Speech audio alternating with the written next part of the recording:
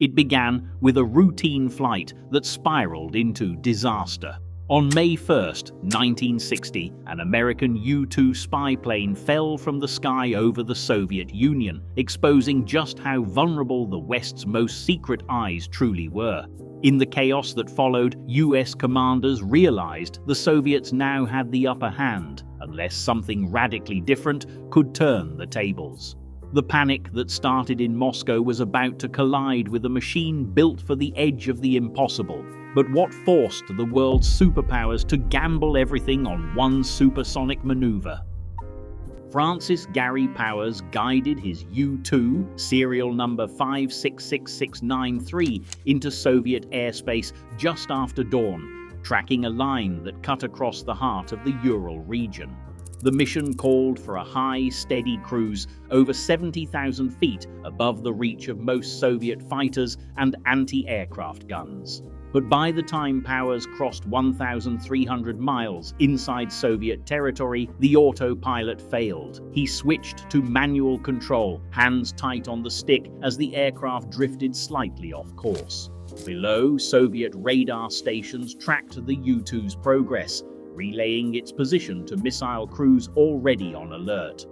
At a battery near Kosulino, Commander Mikhail Voronov received the order: fire. 375 Dvina surface-to-air missiles roared skyward, white trails slicing the morning air. Soviet MiG-19 fighters scrambled to intercept, racing to climb high enough to reach the intruder. But the MiG's identification friend or foe codes had not been updated. Mayday procedures left them exposed. The missiles did not discriminate. The first missile exploded close behind the U-2, a shockwave tearing into its slender tail and wings.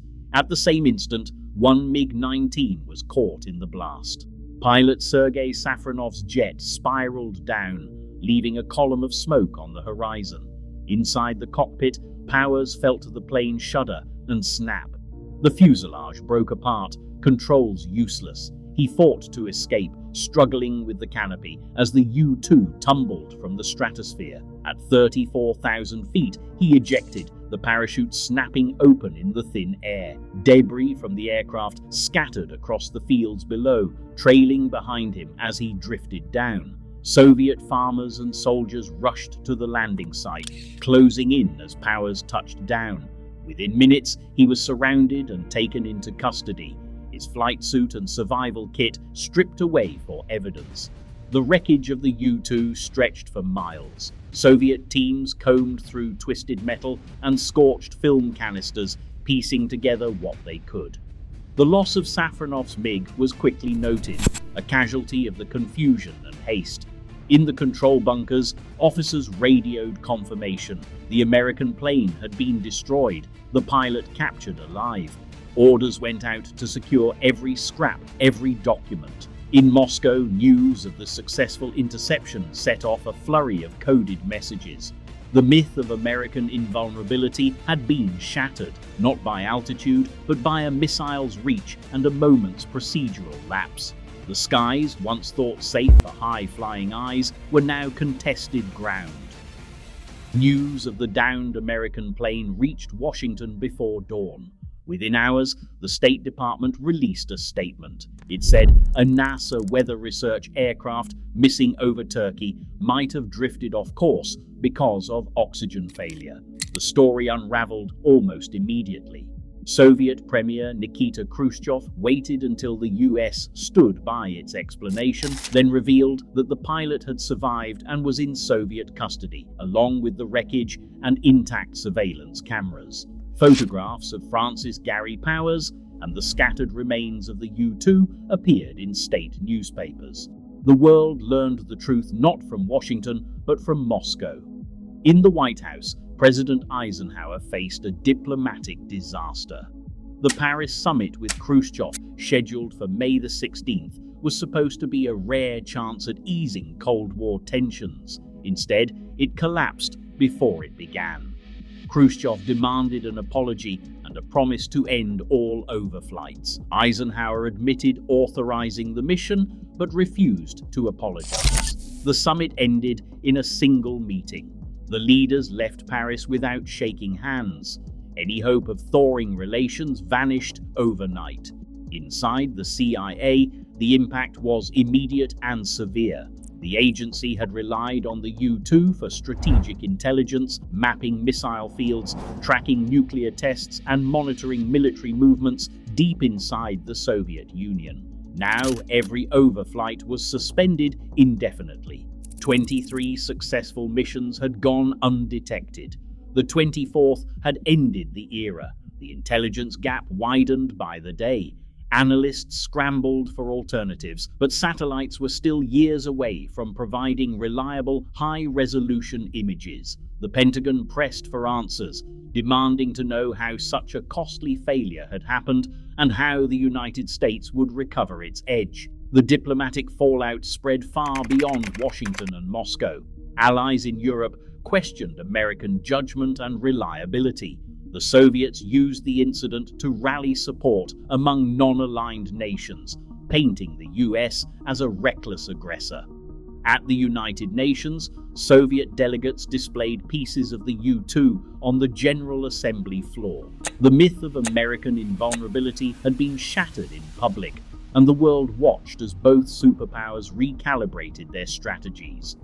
For Eisenhower's administration, the incident forced a reckoning. The old assumptions about altitude and safety no longer held. The era of slow, high-flying reconnaissance was over.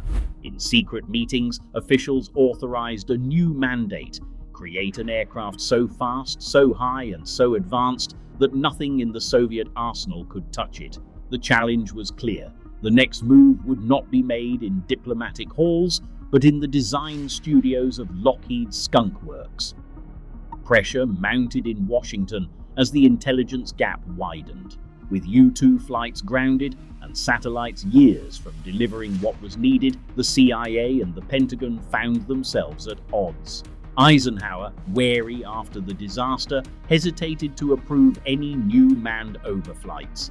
The risk of another pilot falling into Soviet hands weighed heavily. In closed-door meetings, agency officials argued that without eyes on Soviet missile fields, the United States risked falling blind. Every day, new construction might go undetected. The Joint Chiefs demanded a solution that did not depend on luck or diplomatic cover stories. Early on, the CIA had tried to sidestep presidential reluctance by using British pilots for high-risk missions.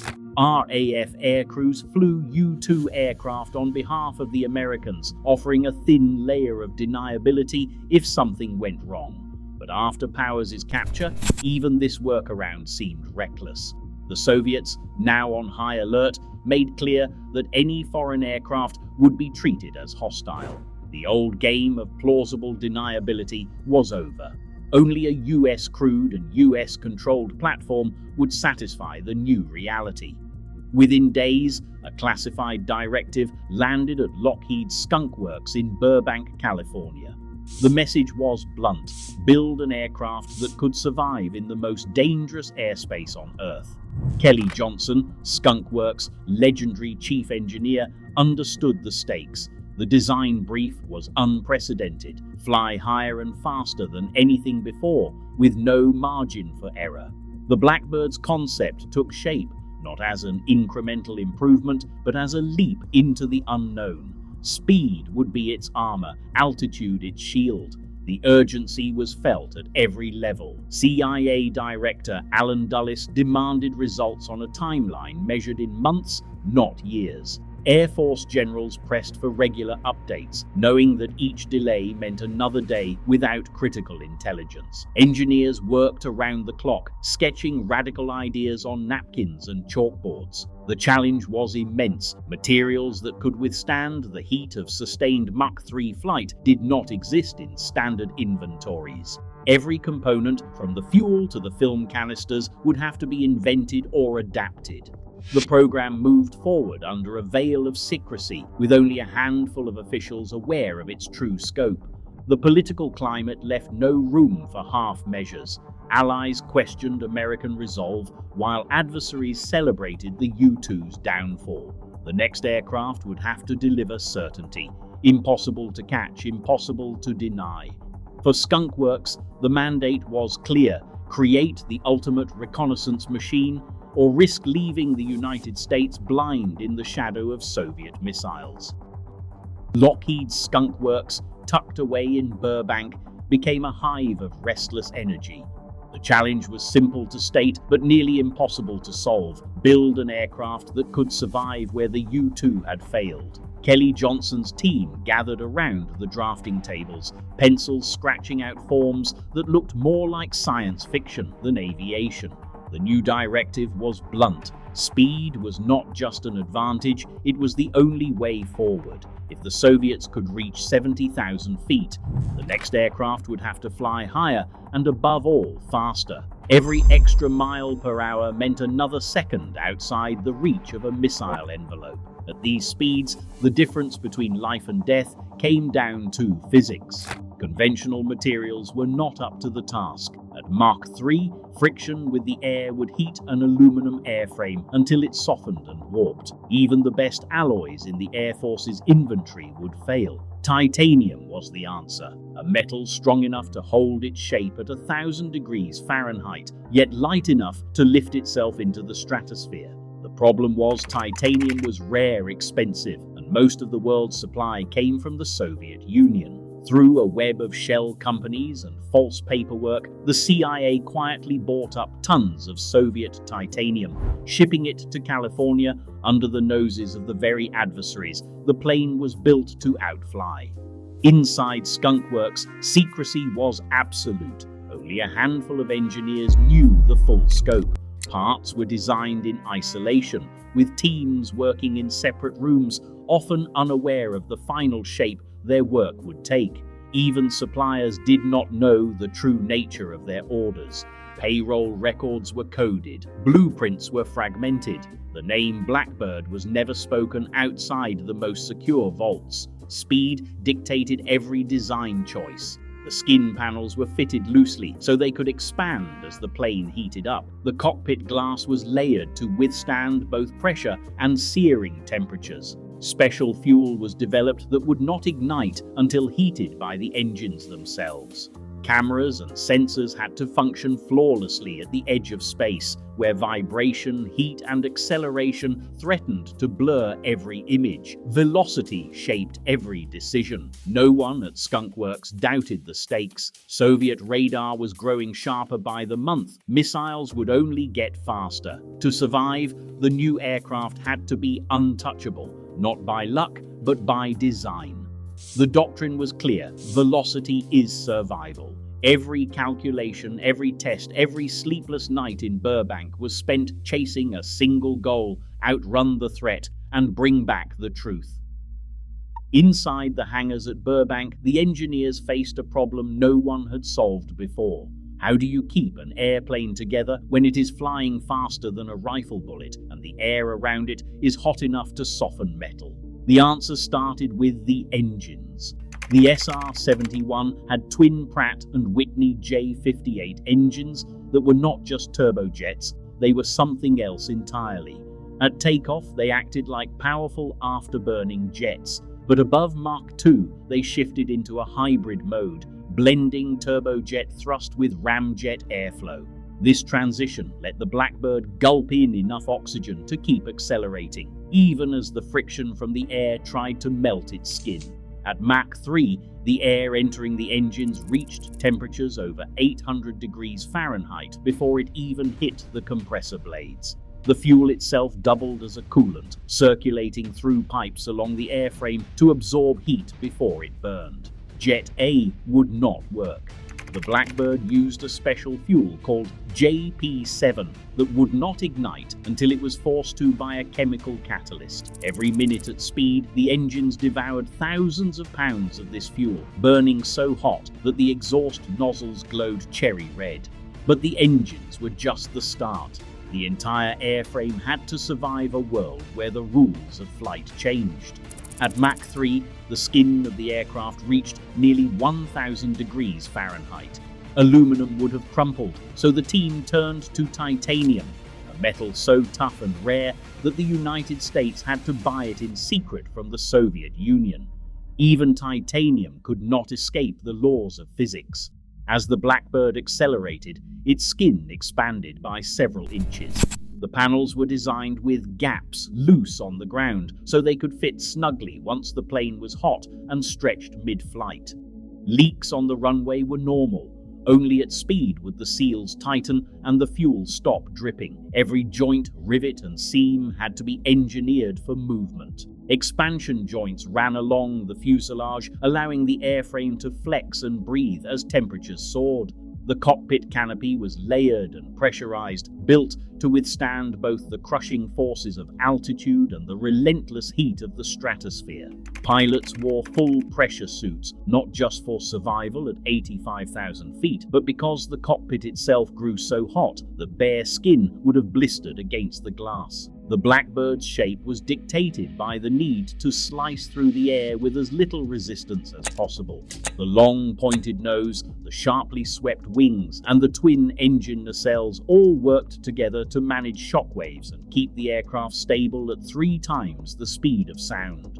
Even the black paint was not just for stealth, it was a special mix that radiated heat away from the surface, helping the plane shed the energy it picked up from the air. Propulsion engineers spent years perfecting the J-58's variable inlets, spikes that slid forward and back, controlling the shockwaves that formed in front of the engines. Too far forward and the engine would starve. Too far back and the pressure would cause a violent unstart, slamming the pilot against his harness. Managing these inlets at Mach 3 was as much an art as a science, and the entire system was monitored by analog computers tuned to react in milliseconds. Sustained flight at over 2,100 miles per hour was not just about brute force. It was a delicate balance of heat, pressure, and airflow, orchestrated by thousands of hand-machined parts and the constant vigilance of the crew. The airframe's flexibility was not a flaw, it was a necessity. Only by allowing the Blackbird to expand, contract, and adapt could it survive the punishing conditions of its missions. Every decision, from the fuel chemistry to the color of the paint, was driven by the raw physics of speed. The result was an aircraft that did not just outrun threats, it operated in a realm where few could even follow. The same heat that threatened to tear it apart became part of its armor, proof that survival at Mach 3 was as much about endurance as it was about escape. The Blackbird's edge came not just from speed, but from a suite of sensors unlike anything that had flown before. Deep inside its titanium skin, engineers built a camera system that had to function at the edge of physics, where vibration, heat, and velocity threatened to blur every frame. At Mach 3, even the smallest shake would smear an image across miles of Soviet territory. To counter this, designers turned to a stabilized platform built around spinning gyros. This system, accurate to 1/10 of a milliradian, kept the camera locked on target even as the aircraft banked or shuddered in turbulence. The result was sharp, usable images captured while the SR-71 sliced through the stratosphere at over 2,000 miles per hour. Guidance did not rely on ground signals alone. The Blackbird's navigation system used starlight, literally charting its course by reading the positions of bright stars. An optical sensor fixed in the nose would scan the sky, comparing real-time readings to an onboard celestial map. This allowed the aircraft to correct its course in flight, keeping the cameras trained on precise points hundreds of miles below. Even across continents, the system's drift was measured in yards, not miles. For the first time, a reconnaissance aircraft could guarantee that its images would hit the intended target, no matter the weather, no matter the speed. At the heart of the Blackbird's reconnaissance mission were 2 main camera systems. The Technical Objective Camera, called TEOC, was designed for pinpoint targeting. Its 48-inch lens could resolve objects as small as 6 inches from an altitude of over 80,000 feet. This meant that photo interpreters could study scaffolding around missile silos, track the movement of trucks, or even count tire marks on dirt roads. The TEOC was computer-controlled, able to swing left or right up to 45 degrees, capturing hundreds of programmed targets in a single mission. Every shot was stabilized, every frame crisp enough to reveal construction phases or equipment placement in real time. For wide area coverage, the optical bar camera, called OBC, swept out a continuous panorama as the Blackbird raced overhead. With a 30-inch lens and a film magazine holding over 10,000 feet of film, the OBC could photograph 100,000 square miles in an hour, an area larger than the entire United Kingdom. The camera's mechanism rotated in perfect sync with the aircraft's ground speed, ensuring every image overlapped the next by just the right amount for stereo analysis. This allowed analysts to build three-dimensional models of missile fields, radar sites, and air bases, all from a single pass. Film was the limiting factor. At Mach 3, the temperature inside the camera bay soared. Engineers created special film emulsions and cooling systems to keep the negatives from fogging or warping. Each mission returned canisters packed with ultrafine grain film, ready for immediate processing. The detail was so fine that in some cases analysts could spot footprints in the snow or the shadow of a crane beside a launch pad. All of this capability depended on the precision of the stabilization and guidance systems. The Blackbird's sensors could only deliver if the platform held steady, if the gyros spun true, if the star tracker kept the navigation on course, if the camera shutters fired at exactly the right moment. In the hands of skilled crews and careful engineers, the SR-71 became more than a fast plane.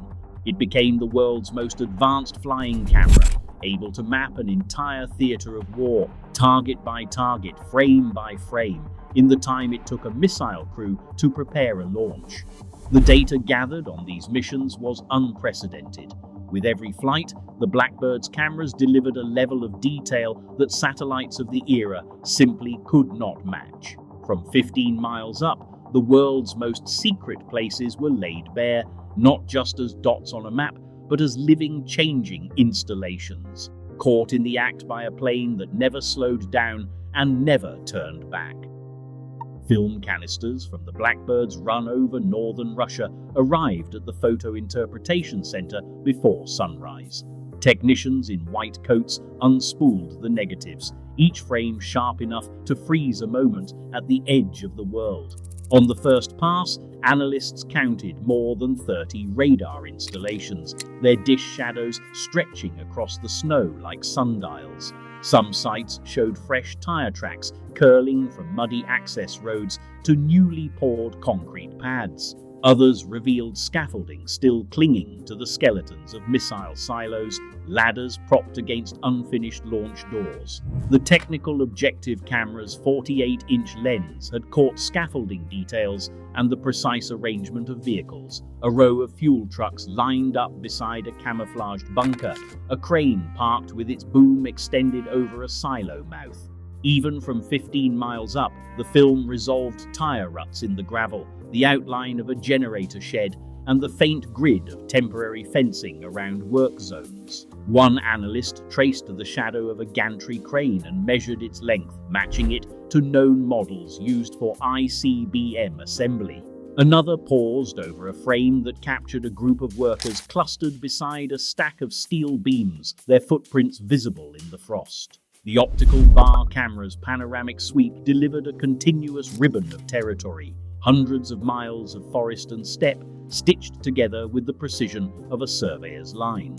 Along the corridor, new radar domes rose where none had stood before. In some frames, construction equipment left patterns in the dirt, marking the pace of expansion.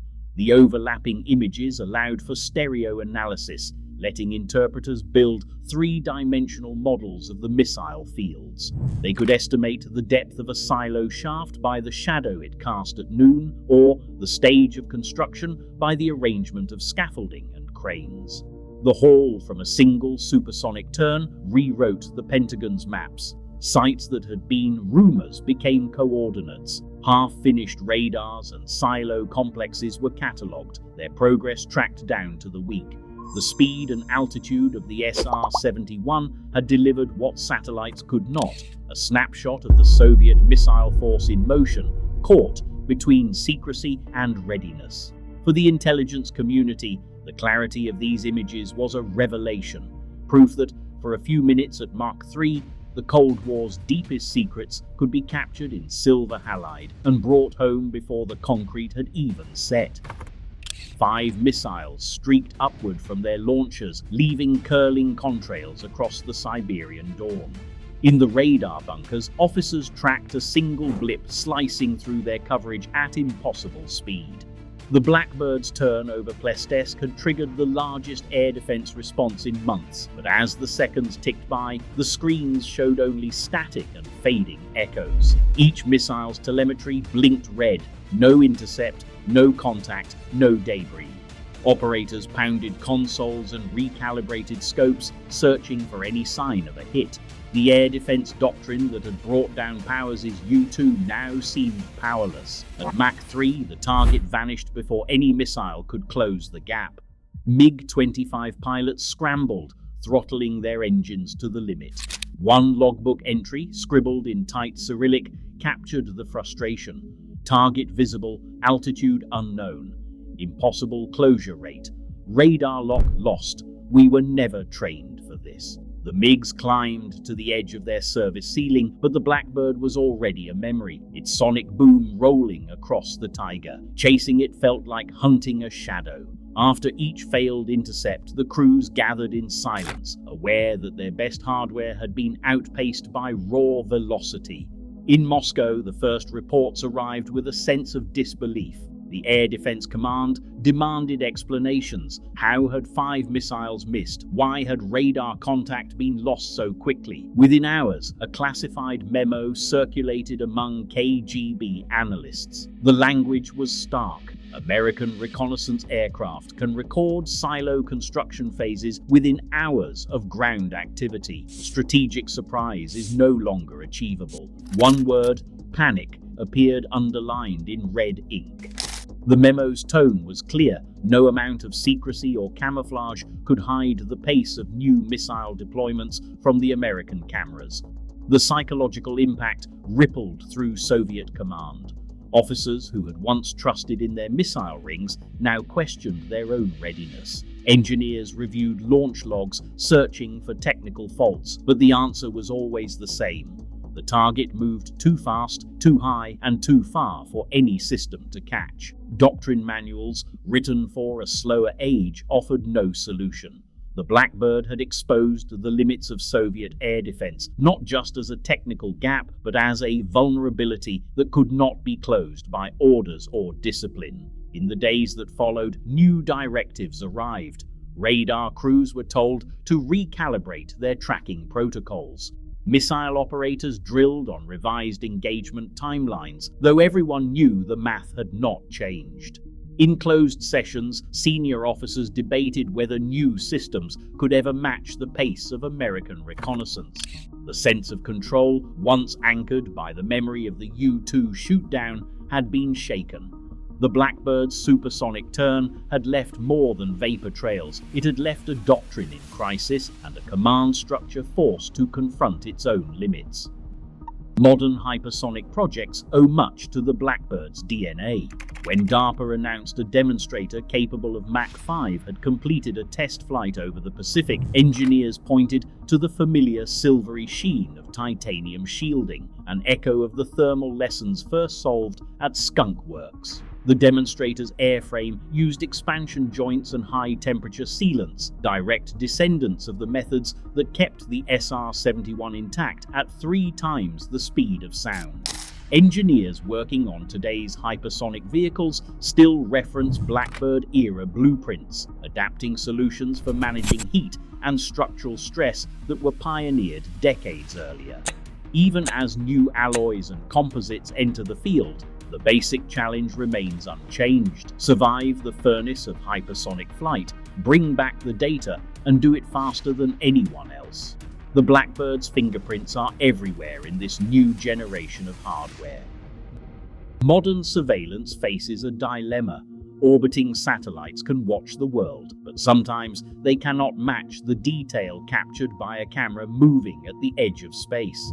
In 2025, leaked images of China's DF-27 launchers showed progress, but analysts noted the resolution fell short of what the SR-71 film delivered half a century earlier. Even with AI-enhanced processing, orbital sensors still struggle with cloud cover, angle, and timing. On the ground, Russian S-500 missile crews train in Kaluga, but their simulators cannot recreate intercepts above Mach 3.5, still trailing the speeds the Blackbird once reached with ease. Ed Yielding, who flew the SR-71, put it simply: there is still no replacement for being there, fast, at the edge of space. The debate continues. Will software and satellites ever fully replace the raw advantage of speed and altitude, or is there something irreplaceable about the human eye and a camera racing through the stratosphere? In an era defined by satellites and algorithms, the original lesson endures. Technology alone never guarantees security. Even now, hypersonic arms races and digital espionage hinge on the same uneasy truth the Blackbird revealed: whoever sees first decides first. As new rivals pursue speed and stealth at any cost, the specter of that unreachable spy plane still shapes every contested sky. The race for invisibility and for insight is far from over.